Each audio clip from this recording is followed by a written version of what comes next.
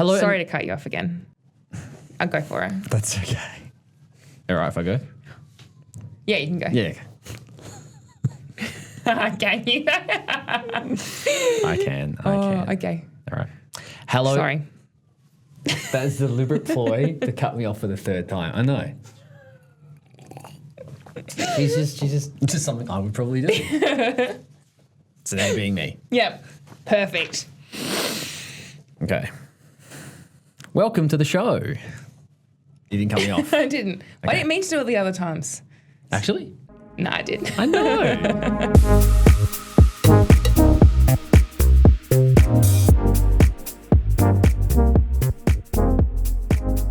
Hello and welcome to the Integration Station. I'm your host, Michael, a child and adolescent occupational therapist, and with me is my co-host, Eleanor. I'm also a child and adolescent occupational therapist. Very interested to see what we can get through today. And yeah, I've got a good range of things to discuss. Yep, a few topics, as well as our regular segments. And we do have a question that has come through as well. So if you do have any other questions you'd like to send through to us, please do so to podcast@OTFC Group, which is our email, otherwise OTFC Group on Instagram, and I think on TikTok as well, the same handle there. So any questions you have, we like to answer. Yeah. PD in your pocket, isn't it? Exactly. Yes. Pocket PD.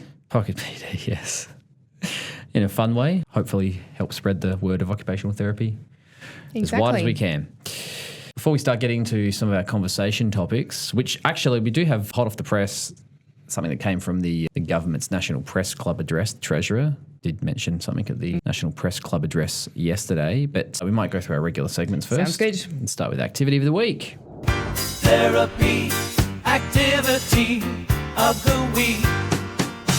I did an activity with a young man, a client of mine who's early 20s now, and he loves the trampoline. So Yeah. trying to transition him off the trampoline can actually be quite tricky. Okay. But I know that he likes it. So what I tend to do, and this kind of comes into maybe more of maybe a therapeutic strategy that I might use, as opposed to a specific activity, but Yeah. it turned into an activity. And it's whenever I find someone that's really quite drawn to a specific piece of equipment. Mm-hmm. So I have clients who might really want to use the swing, some who might really want to use the trampoline, and getting them away from that can be really tricky. Yeah. And I'm always asking the question, do I want to take them away from something that's motivating? Yeah. Yeah.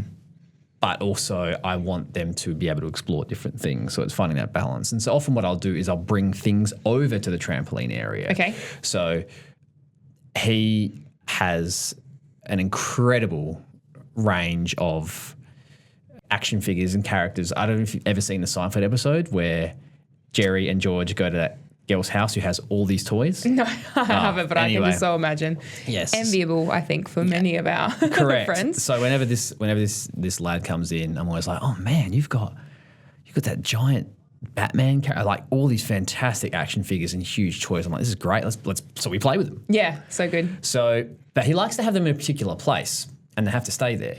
So what we're trying to do, and normally he's quite protective of them. So what we've been able to do is incorporate them more in the trampoline play and into play, and actually use them, bringing the characters into play. We've been able to then go, like Superman's flying over here, or moving from the trampoline, he's jumping off, and then we're adding in, so I think I added in the flying fox and a few big foam pieces and foam items and ramps and other things that he would then move from the trampoline, climb along and fly along with the others. Yeah. And then come back to the trampoline later where the rest of his soft toys Amazing. were. Yeah. And it was really encouraging to see him transition from there in a way that he was actually motivated to do. So there was a point where I was doing it, it's like, no, it's my turn, and for him to get out of his own well and his own preferred sort of dialogue that he will go through to actually interact and say, no, I would like to do this, or it's my turn, is really positive as well. Yeah. So it meant that he was quite engaged in the activity itself. Yeah. So rather than going get off the trampoline or let's go do something else, it was, and we've talked about it before, that sort of exposed retreat, but it was kind of, I'm putting these things around and we can start moving our play away from the trampoline. Yeah. Always saying we can come back to it. Yeah. But to start exposing him to different spaces. Yeah, that's so good. Yeah, and it worked really well. And, I got to be Batman and Superman and fly them around. It was great. Yeah, that's awesome. Yeah. And I think, you'd mentioned there about kind of getting him out of his world, but actually what I'd argue is that you're helping to expand his. Like, he's obviously feeling safe enough to explore and extend, but then he's coming back to a space that still feels really comfortable for him, so he can reset a little bit between activities. I think, that approach works so well for so many young people, I think. And I always remember a little person I used to work with who I was seeing when he was 2 years old, and he loved the trampoline, loved it. And so he'd spend so much time on there, and I just let him move freely through that. And then I would just add one little piece of equipment, whether it's, say, a foam ramp so that he can jump, slide, and then he'll want to reset. And I kept building out this kind of linear course, and I might help to guide his body through to the start. And then he'd end up working his way through either up and back and end up back on the trampoline. But then I just let him move freely there again and just hold the space for him to then see if after a few supported turns, he then looked to approach it himself. And that's, very slow grading and meeting him where he's at. But I think exactly like you said, using something that's super motivating, and it's not, well, first do my game, then you get what you want, or actually we can't spend all our time there, let's go do something else. Knowing that it's probably really regulating for that young person too. So why not build it into what you're doing to make sure they get plenty of that input and support that motivation for them too? I think the other thing, when we're working with higher needs individuals with, say, an intellectual disability, and they've, and he loves his toys and soft toys and pretend play stuff, he won't necessarily engage to pretend play. He likes to have his toys in that way. Yeah. And so I think it's not always the case, but for a lot of these young adults that we're working with, their play skills not at the level of, obviously a 20-year-old. So what they need is support to be able to play at the level they're comfortable with and that they understand. Yeah. And so when I'm working with him, I think some people might go, oh, do you want to put on voices and pretend to be superhero characters? And I go, well, absolutely. That's what works for him. That's his world. Yeah. And so if I'm not doing that, then I'm not actually meeting him where he's at with his play. And so when we were doing that, that was, maybe my voices weren't great and he was not as keen on some of my character voices. But at the same time, he could see I was making an effort to get into that world and I was enjoying it.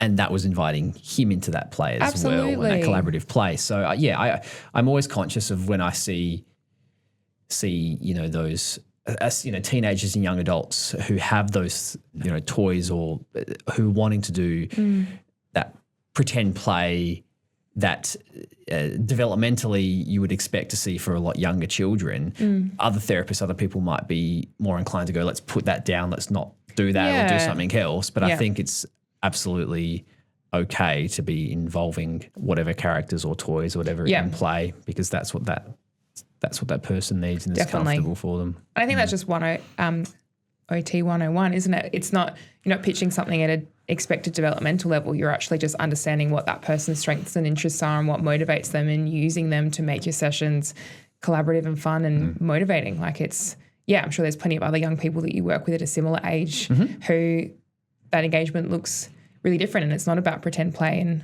imaginative themes, and it just depends on the person. I think for mine this week, I also have a trampoline activity, and I was using the mini trampoline though, actually, and we set up crash mats either side, and essentially we had one person throwing a ball to the person that was on the mini trampoline, and we started off, the first level was that as a bit of a practice, I would call out right or left to get the person to crash to that side of the mini trampoline, and then I would throw a ball down the middle, so they had to jump in time before the ball hit them. Sure.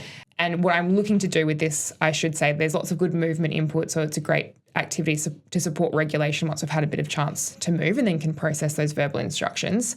But it's really getting that young person to use the right and left sides of the brain to have that differentiation, trying to process quite quickly too what that information looks like to then action what they need to. So there's a lot of that vestibular-based processing, bilateral coordination, that kind of stuff. But then we end up grading that up a little bit. So if I called out left, I would throw it to the right side. So if they didn't crash on the side they needed to, they'd get hit with the ball. So just trying to, increase that level again. And then we had another level where I would throw it to the same side that I would call out, and I had to try and catch the ball. So I found myself actually as a person that was throwing, working really hard to make sure I was throwing to opposite sides and having to catch myself. And I was balancing on a Bosey ball while I was doing it. So it meant that when we swapped positions, the other person throwing is still working and doing different things for their balance and their hand-eye coordination, that kind of stuff. Yeah, right. Wow. So, yeah, and it was really fun. We ended up having a peer come and join us too and taking it in turns with that. And then the guys had some ideas about how we could level it up again and then just collaborate further on those additional levels and end up playing that game for ages. It was really fun. Left and right is hard. I find that whenever I'm doing, so there are certain assessments where you have to give directions or know the child who's sitting across from you or the person sitting across from you is left or right. Yeah. And I still process each time that happens in my mind, like the left side, that's their right and my left. Yeah. And it's like some people are really good at picking up going, yep, that's your left, that's your right. No, but I'm the same. I have to really Cognitively, actively working. Yeah, and I have to visualize it too. Yeah. This is my theory that I think if I did the easy assessment, I would have a vestibular-based Yeah, maybe. issue that comes through. Like sometimes I can plan the movements, but my fluidity isn't always there. Anyway, and I will always, like in the pyramid where you gear up for it and you're like, okay, that's my right side, so that's their right side. And I'll just pause for a second to collect my thoughts before Or it could even be I a then visual. go through with It could that. even be a visual-based thing, like a visual learning sort of directionality, visual planning. Like That's true. non-verbal learning difficulty where it's like a visual perceptual That's challenge. very true too. Could be present there as well. I know that. I know Things for me to look into. things for you to never too late. Never too late. Yeah, my auditory registration. Yes, as well, auditory yes. registration. Yeah, that's we could. That's okay. There's always learning opportunities there, isn't there? But that's it, isn't it? You know, it's always good to identify yourself, your strengths, and where you can improve, and try and work on that. I say that all the time to like clients. You know, it's good to do things that you find tricky, or maybe trying for the first time, because then you understand the process of learning a new task or what it is like to learn new things. I mean, I admit that I don't do that enough, but I certainly should do it more and know when I do it, the amount of processing and brain power that comes from that. So remember our previous guest, Ivan Hardcastle? Yes, I know you over in the States has shared a lot around that's a good point. Keeping up with lots of different things so that you're always on that learning curve and can be understanding of others going through that, and just that, remembering that, well, not everything is an immediate skill. Lots of things start as motor plans, and as adults we're not often exposed to that unless we're actively seeking it out, because so often we can generalize, or we've done something similar in the past and we're like, oh, it's a little bit like the time I did this, I just have to adapt it for the activity. Our other regular segment, regulation strategy of the week. let's do it. Regulation, the strategy of the week. I have a regulation strategy. Go. Do you know what's something I've been doing recently? I've been doing walking guided meditations.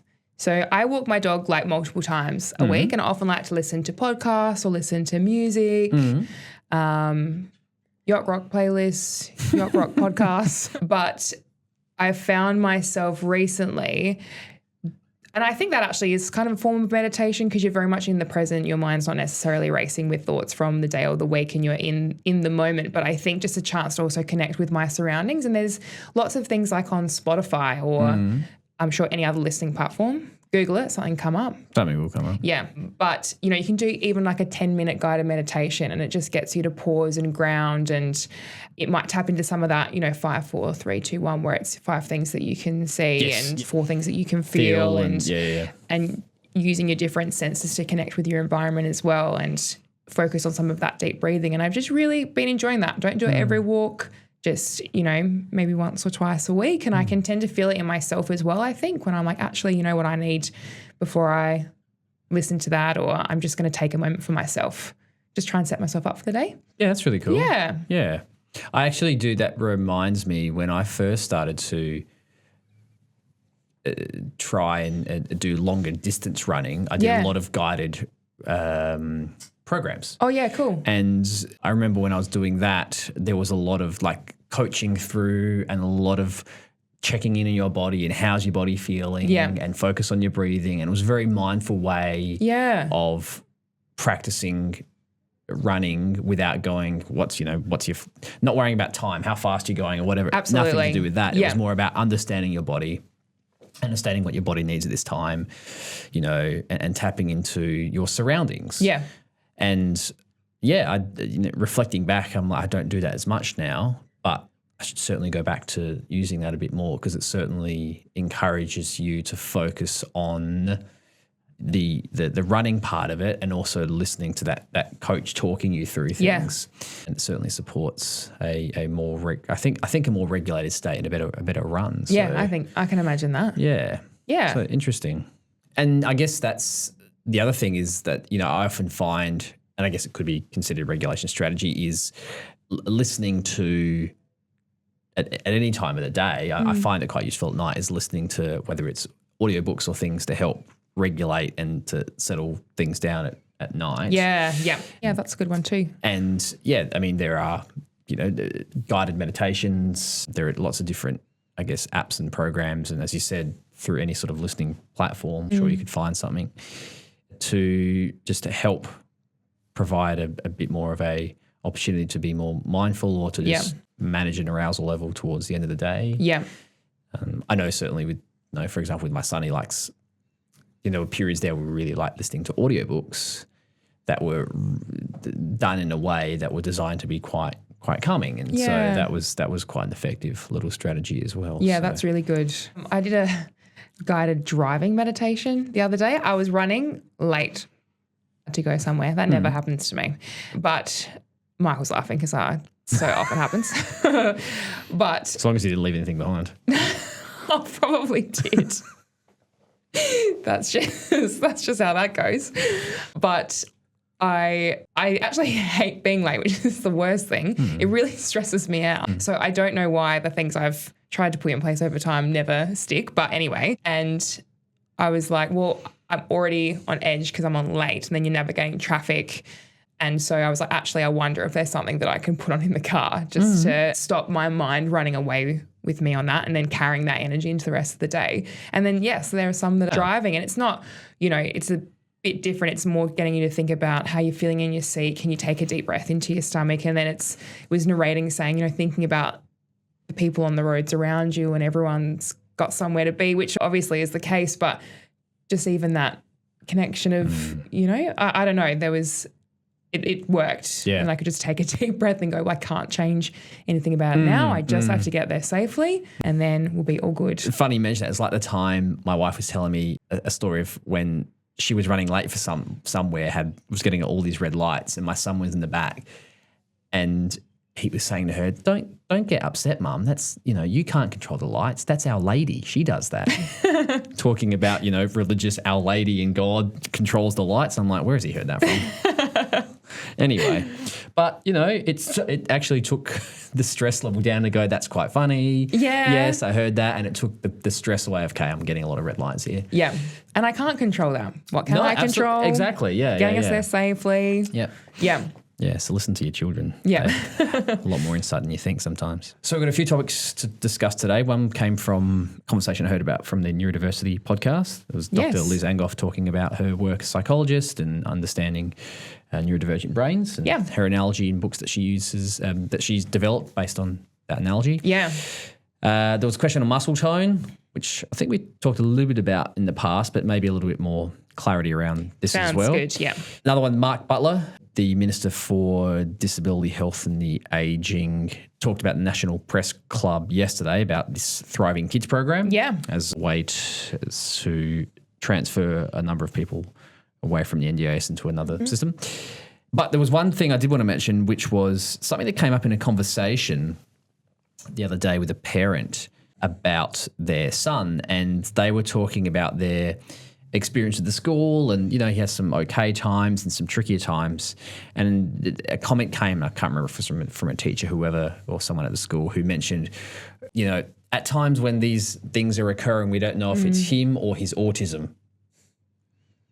And I remember them saying that to me. I'm like, people still saying that. Yeah. Is that still something that comes across? And how did you manage that in the moment? I just got on my high horse, really. Okay.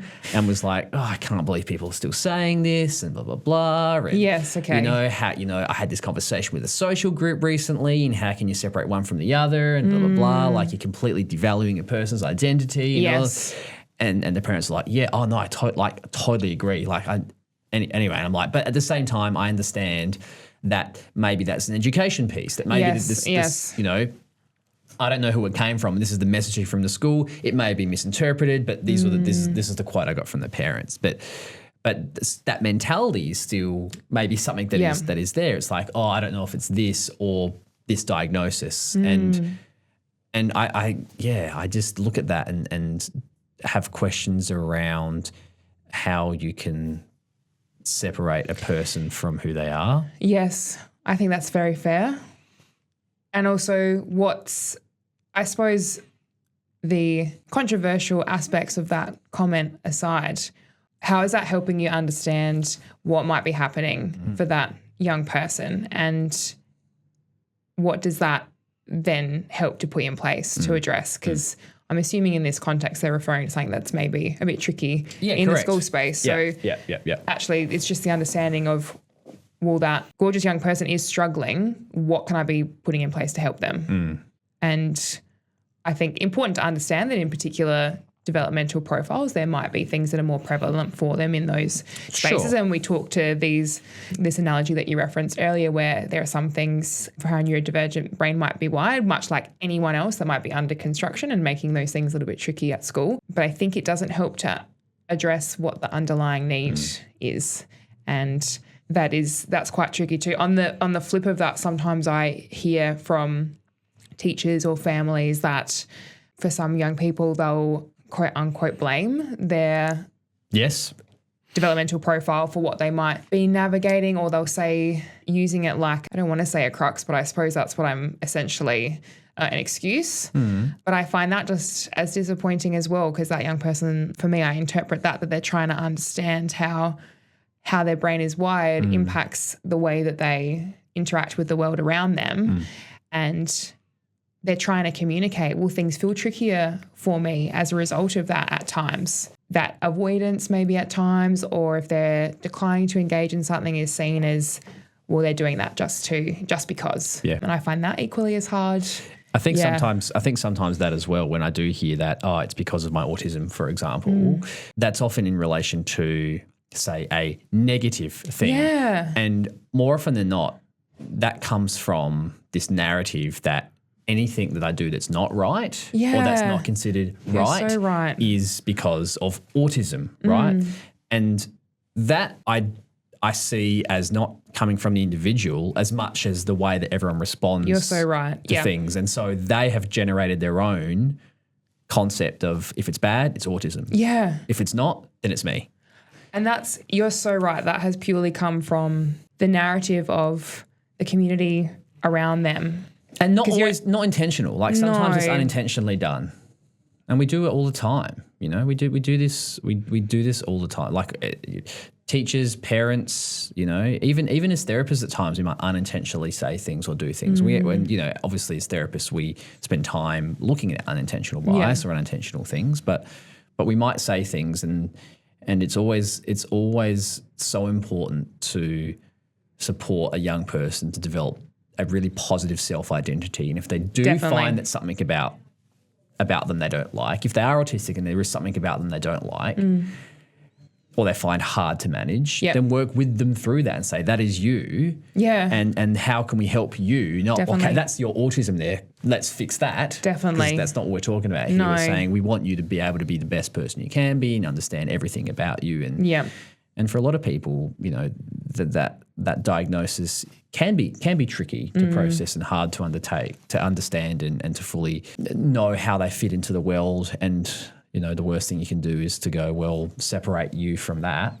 Yeah, and definitely. Then that becomes the narrative. I just think with, you know, I guess we're talking about it in the context of working with neurodivergent young people, but it's the same for anyone, right? Where it's, you just want to understand that young person's strengths as well, so they can actively contribute that as part of the community. You know, your autistic brain means that you retain information on certain topics better than anyone else that I know, or you have such a vivid imagination and all sorts of different things. Like, how can you celebrate that with the community that you're a part of, whether that's school or connecting with other groups, peer groups and things like that, so that it's celebrated as much as it is taking opportunities to support the things that are trickier. When we had that conversation the other day about I've had a few that have kind of trickled through around in previous podcasts where it's been if people might reference laziness or someone being manipulative. I think it really got my brain thinking about a few other phrasing that I find myself trying to, in that moment, provide a different perspective around. So maybe on the next podcast, I'll bring those things along and you can bring some others and we can do I don't know what that would be, a debunking about different terminologies. Terms. Yeah. Dangers of stereotypes, I think. Yes, I think. Probably where that stems from. All right, done. We'll bring that for next week. Okay. Homework. Well, I think maybe that might tie into the next point, which from that neurodiversity podcast, I think is quite relevant then, because within that there was discussion around diagnosis and the risks of labels themselves, as they have merit, and we talked about it last week. We did. ODD versus PDA, but specifically ODD and how it is a specific label within the DSM-5. Mm-hmm. But this psychologist, Dr. Liz Angoff, she's an American psychologist, and she was discussing her book, the brain building books. A lot of alliteration there. And discussing just how confidence, self-advocacy and empowering children to understand about their brains and how they work is so vital in building great young people. Yeah, absolutely. And I loved, you had shared that podcast with me, I think, as suggesting an episode to check in with, because I know this is a podcast that you really enjoy, and I really loved listening to this. And I've actually, with the analogy that she references, that she uses in her work and in her books, I've started using that in some conversations with families, and I think it's a really great way to understand that, in talking about how all brains are wired differently, and different parts of our brain are responsible for different things, and those different parts have to communicate with each other via those special cells in the brain called neurons. And, when we to link those things together, those neurons will fire away to communicate, and it forms all, millions of roads in our brain with all these different connections. And I loved how she referenced there are so many things for us that form these really strong highways in the brain, things that we're good at, things that we do all of the time, things that we can action really quickly. It's not so much a really cognitive process to help mobilize some of these skills or communication. They're really well-tuned pathways in the brain and come quite easily, whereas other areas are under construction. And she referenced, for so many kids, they respond well to that, because she says, think of something that you've learned how to do that you didn't know how to do before. Even thinking about a little person when they're learning to sit up and crawl and walk, those areas have all been under construction but are now very much highways, because they're things that we can do really well without even thinking. And I think she'll often, support that really collaborative conversation. They might go, I recently just learned to ride a bike. And it's like, well, that they don't start as highways. They start off as things that we need to build and work on. And what she's really explaining there is, I guess, from a movement-based perspective, that connection between what can start as a motor plan, where you're really having to think quite consciously about the steps, to building into a skill that becomes more automatic. And I just really love this opportunity to then reflect on, well, what sorts of things do you feel like might be under construction? And she was using it in the context of then, I guess like what we're just chatting about there before, saying the context of a diagnosis that says, well, these things for you as part of your autistic brain, these things are highways for you, whereas these things are under construction. And it's an analogy that you can use with anyone to celebrate that neurodiversity that, makes up our community. But I've been using this with some of my assessments recently. I've been quite fortunate to have worked with a number of young people who maybe are able to buy into this conversation a little bit more. They've just started at high school. The transition's maybe been a bit trickier, and going through the evaluation and air sensory integration, the easy, I've actually either been able to show them the graph or talk through the elements to go, hey, I can see that these areas for you are highways you're doing really well in. It's no wonder that you love playing sports, and it's no wonder that, you can do these things really well at school, because these are strengths for you.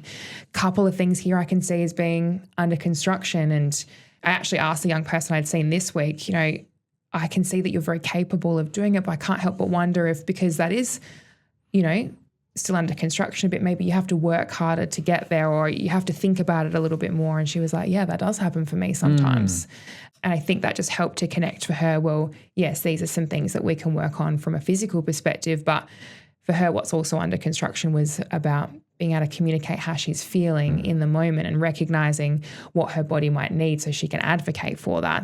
And it's that classic profile of at school, she's a model student, and at home, everything comes out because, yes, being able to understand what our body needs and meeting those demands across the day is impacting her then in the home space and from her well-being and self-esteem. So, yeah, I just think it's a brilliant way to unpack that. Have you, since listening to the podcast, have you used that with any of your friends, or is there anything in particular that you really resonated with in that episode? Yeah, I think a lot, not specifically the analogy itself, but I think very much I've always been a very strong advocate of including where it's right, including the young person in the conversations around your graph and information. So one analogy that I often use, and particularly for sort of teenage boys and it's worked quite well, has been like a hexagon or stats, like in a video game character, to go, here are your stats. Here are the things that, you've got XP in this area, really high skills in this area, and these ones are still developed. Now we can work on those, and we can go and, we use whatever analogy, role-playing game, soccer game, whatever it is that they like, and using that video game context. And that has resonated with them quite well. Yeah. And that certainly supports it's all about trying to collaborate with that young person around getting them to be the best version of themselves as they can. Totally. And rather than it being, we're correcting these things, it's like these are things that are still, as you said, under construction or that you'd like to improve your skills in. Yeah. How can we make you do that? So I think the other aspect there is how does that what is that young person's experience of their life so far? How do they experience what's been happening for them, and how do they explain that? Yeah. And it just starts with listening to them. Like I always give them an opportunity to explain, or come in with the why do you think you're here? Tell me about why you're here and why we're doing an assessment and what do you know about it? And I think the more you involve them in the process, the more they feel part of the process. Definitely. And it's all about self-advocacy, really. And so, I mean, I love the under construction analogy. I think with a lot of my clients that I assess, they're often a bit older and I mean, it could work quite well there, absolutely. Yeah. But I have found that video game analogy also works quite well. So, and what is it? It's just trying to use an analogy or a way of explaining information that is palatable, so it doesn't just become, well, the scores in this graph and blah, blah, blah. Absolutely. And like, what does that even mean? Yeah. Yeah, exactly. And I remember even for a couple of reports, I actually would draw on a piece of paper the graph, and I remember actually copying that and putting it into the final report for that client. Oh, that's cool. Yeah. Which they liked. Yeah. So, yeah, and I think that's it's creating connection, and it's just meeting their narrative where it's at. Definitely. And you're just part of that story in that moment. Yeah. And I think actually in reflecting back to the podcast, Dr. Angop, I think reflected that initially when she was doing some of these assessments, she's like, I've got, it's all fun. I've got heaps of fun things to do. It's going to be awesome. We're going to have a great time. And then she comes in afterwards and she's like, talking these analogies through, and that young person, their understanding of what they were doing and why, where they felt like they'd have a level of success, and then got really upset at the end of it, and because they weren't expecting any conversations about things being under construction and things that they needed to work on, and that were quite distressed in hearing that conversation afterwards. So I think the purpose of the books is to almost provide this step-by-step supportive visual to attach to the conversation. And so I guess when I've been trying to at the start I used to always just say like, I've got some different activities that we're going to do. It just helps me learn more about you and how OT might be able to help. But now I've, trying to work it in from the beginning to be like, I've got some activities to do. It's going to help me understand things that are really well established for you, these roads and highways in your brain, and things that might be under construction that we might be able to help with. But also making it very clear for when using something like this that this is the same for everyone. With everyone's brain being wired differently, it's going to look different for everyone. But I've got some helpful tools to help see what that looks like for you, and then what those next steps look like. Sometimes I still use they see the space and they go, I really want to go in there. I go, okay, that's fine. I get, like, I do. I want you to go in there. We have to do these first. If you want to go in there, we've got to finish these assessment items first. I'm not pretending. I'm just being honest. We get these done. Yeah. And then we can use that space. But if we do these, then they'll help me know what the best activities are to support you. So that seems to work. I don't never forget I think it's in the classy training. I think it might be Suzanne Smith-Rowley who says that or maybe Zoe May, she'll say that, making it very clear, this is the work that we have to do to understand how to use the space and differentiating exactly like you said to go, well, actually for all young people that first come through here, this is the work that we have to do to understand how to use our space for you. So helping them to understand. Yeah. And that's the benefit of assessments. And, I think that's what, Dr. Angoff was talking about was, yes, there are labels and yes, there are things that we, in terms of funding and other things, we need to have that there in place to ensure we understand that person with what all the things they're coming with. But that's a roadmap. It's not a label to define that person. No. It helps us understand. And when it comes to sharing that information, we share it with a young person, we share it with a parent. And what the assessment process does is it gives us that more concrete information. That roadmap is more full. It's able to be understood more if we do the right assessments. And all the SI gurus are very much, spruik the importance of assessment and then, the whole assess, don't guess, because if you do the right assessments, you get the right information. Definitely. You can understand the most. You can get as much information with that young person as you can. Yep. You have the best chance of targeting, targeting what you need to target. Definitely. I think what you're saying there really ties in well to the next question that we've got around muscle tone. But just quickly before we move on from this, I guess just wanted to say that this makes a lot of sense for us to use in the context of our OT evaluations, and what Dr. Angoff was saying in the podcast, that I think she'll often use it following a diagnosis. So she's set up the conversation beforehand around understanding more about that roadmap, and then on confirmation of that diagnosis to then go use this analogy to help unpack that further for them. So I think can be very useful across lots of contexts. And they're big conversations, whilst we're not diagnosticians, we do talk about, this is your sensory profile, and people, have questions about it, and they look at the graph and say, what does that mean? And I think having analogies and having different bits of information to help process that even more, because I think we talked about this in another podcast as well. We've been in situations where, you're getting a lot of information from a medical professional and a lot of this is jargon and you're not quite sure what it means. And if you can find analogies to help explain it, it makes it a lot easier to process exactly what's going on. Yeah, definitely. So muscle tone. Yeah. What was the question? So the question was, can muscle tone be improved? How long? I've got a patient for almost a year, but their muscle tone is still there. I've started functional fine motor training and they can participate at moderate difficulty in their tripod pinch. Yeah.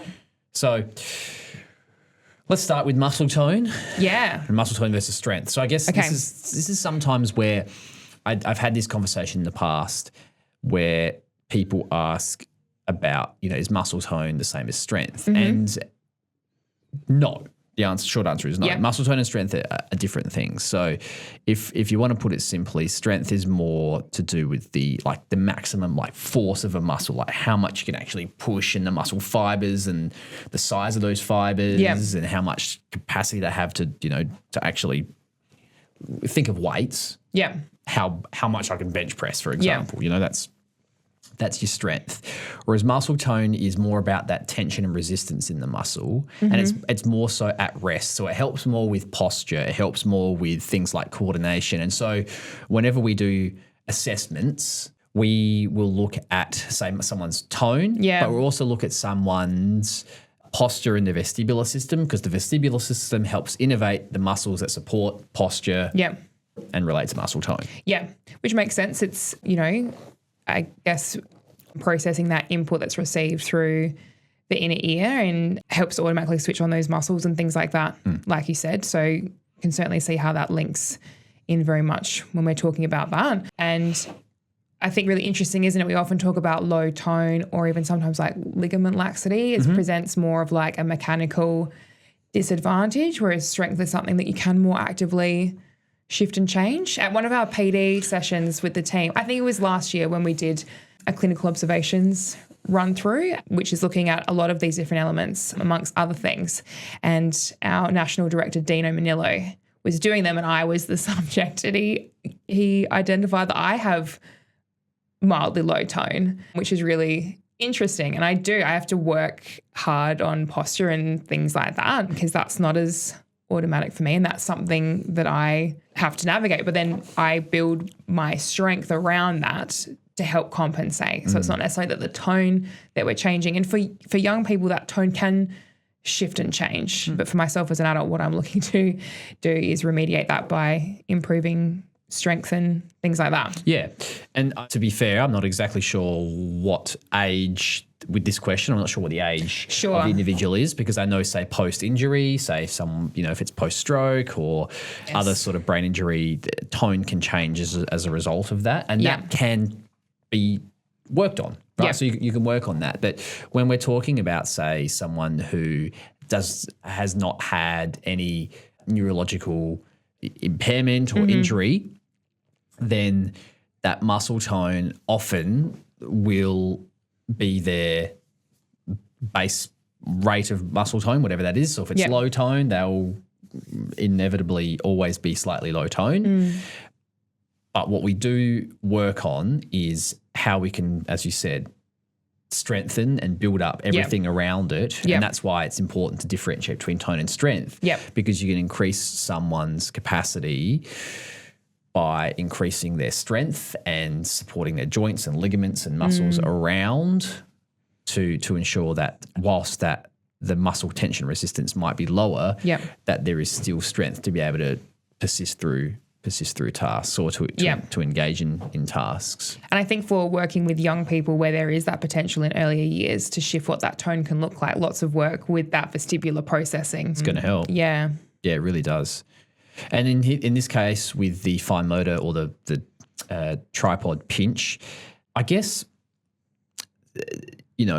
yes, tone can play a part in that as well. And one thing I would mention about tone, which I hadn't mentioned previously, is that sometimes I use the analogy of tone more like a battery. Yep. So when we're talking about muscle tone, some people's muscle tone, if it's average, then they have the ability to maintain their battery for a longer period of time in the day. Yep. Whereas those that might have low tone, their battery runs out a lot faster. Yeah. Or it might only go up to 50% and then runs out. Yeah. Right? So for a lot of people with low muscle tone, they're more likely to need more breaks or they're more likely to need time where they're not activating their body as much because they can fatigue quite quickly. Yeah.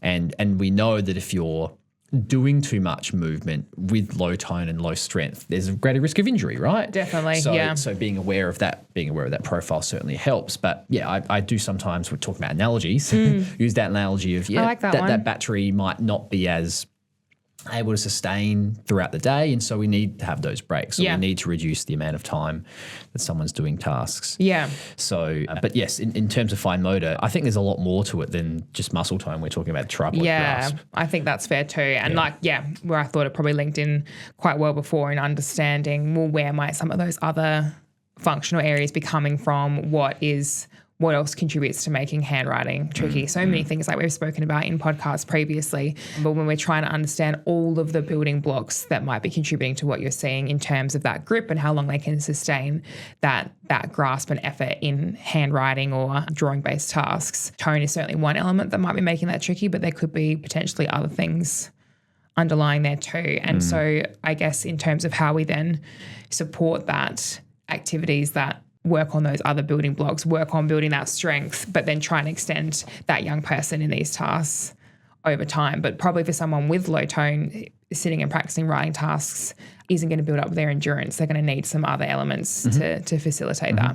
Yeah, and even in this case, if it's say not necessarily academic fine motor, it could be other functional fine motor skills. It could be, a tripod pinch grip for picking up a pee or to grab small items or picking up nuts or something that they have to use that grip for in feeding or dressing or things like that. Yep. It's certainly using that opportunity to identify what is hard about it. Is it tone? Is it, as you said, that the finger isolation, muscle dexterity is a challenge there as well, and you can certainly work on that. But I think you need, yes, muscle tone can play a part, but there is a whole range of other things that could be at play here. Yeah. And so the more time, and this is coming back to assessments, the importance of assessments to get that information, the more time we start looking at maybe what's going on and developing a bit of a pattern that maybe this is, developing a hypothesis based on what I'm seeing here is this and this. I've also seen it with dressing. I've seen it in my, fine motor with writing. You start going, okay, this is maybe the path that we're going. Yeah. And then you can start developing. Yeah, definitely. And I think, we've had a bit of a visual that's gone up on our socials in the past, but when you're thinking about that really fine motor control, you have to go almost from like the trunk outward. So you're thinking about, do I have the core stability to maintain my posture in the chair and the balance to support that? Plus my sensory system's registering how I'm positioned in space to make sure that I can actually hold that position over time. And then that flow on effect. So, I know you were talking a lot about that manual dexterity, but even the things that come from that around, well, do I have, if I've got my core and trunk control, do I have good shoulder stability? Then that, forearm and wrist use, it's all this sort of flow on effect. And if some of those other building blocks need that support, where you're probably going to see the best outcomes is working at that first, because once we've got that well honed, then that fine motor control is going to be easier too. In this question, the person who wrote in said they've been working with their patient for almost a year and haven't really seen a shift in tone, and that might be something that either takes much longer than that to shift, or thinking about what some of those targeted activities might look like, or it might be that this is what that tone looks like for that young person. And from here, then we have to build and compensate in other areas. Thriving Kids program. Yeah. What did you learn? So very, very new. So this, getting political now. You've been waiting for an opportunity to get a bit political? No, not really. I'm not the most political person, but I think it's really good for anybody that is in the industry or parents, particularly of autistic children or autistic young people, to have an idea of where the NDIS is going. And one of the biggest things in Australia was when they were reviewing the NDIS in the budget, is understanding that the way the NDIS is growing, it is unsustainable based on what reports are. Yes. So I think what I'm understanding from the Thriving Kids program, so in short, it's designed to be a new foundational program to supplement and relieve pressure from the NDIS. Okay. NDIS was initially designed for severe and lifelong conditions, and I would argue autism is a lifelong disability. Yes. So, but it's designed to target mild to moderate developmental conditions, specifically autism. Yep. And its aim is to transition eligible children across to that, off the NDIS, into this new Thriving Kids program. Yes. If you look at some of the data, half of NDIS participants are under 15, and autism being the most common diagnosis. I think almost 14% of children in Australia were on the NDIS. Oh, really? Which is a large number. That is a very large number. It's a huge number. Wow. And my question is always, is that a reflection of too many people accessing a service that shouldn't be accessing a service, or the fact that we have a greater awareness of the number of people that have additional needs, and we are just providing the support? Yeah, recognising it needed early and trying to provide opportunities and support. Yeah, and I'm sure there's an argument for both. But so this Thriving Kids program, I guess it's very, very adventurous, but hoping to start from July, rollout or launch from July next year. Okay. So in that time, the government's allocated $2 billion of funding to launch this program. And I guess what has come from this is, so before the NDIS came about, the states and territories each had their own government systems that supported people with disability. Okay. Right. And so, in South Australia, we had the hospitals, we had GP plus services, we had other, disability services within South Australia that supported people with disability. When the NDIS came along, those things were shut down and everything was shifted to the NDIS. Yeah. So it left a lot of people without services unless they transitioned to NDIS. Okay. And so what's happened is that because everyone's transitioned to NDIS, plus there's a whole bunch of new people, it's put a lot of pressure on it. This is me just, speaking very, very broadly on the issue. Yep. But the aim is for this new program for people to be shifted across to this. Now, the one thing I'd say is that this is very new. This has only just been released. I know people listen to our podcast and people do listen to the news and other things as well. But for anybody that is out there as a clinician or a parent, caregiver, anybody working with particularly autistic children, to know that there may be a shift in what this looks like. Yeah. This is something that has been announced and obviously will go ahead. Yeah. In short, Watch I this think, space. Yeah, watch this space really. Yeah. But hopefully there is. It's not sounding like we're cutting services for these people in need. We're just transferring them across to something different. Yeah. More streamlined see. opportunity. Yeah. We'll see what that potentially. looks like. Yeah. But yes, hot off the press. Hot off the press. Won't have too many of those, but that's certainly a big one. But Yeah, so good. anything else you wanted to add? No, any pet nothing peeves else. or Nope, I'll bring them next week. done? We'll collate them all and throw them in there. If anybody else has any pet peeves or anything they wanted to submit, then please do so to podcast OTFC Group, our email, or OTFC Group on Instagram or TikTok, and we will answer as many and thoughtfully of those questions as we can. Yeah. One last shout out for Fletch. Shout out to Fletch. See you next time.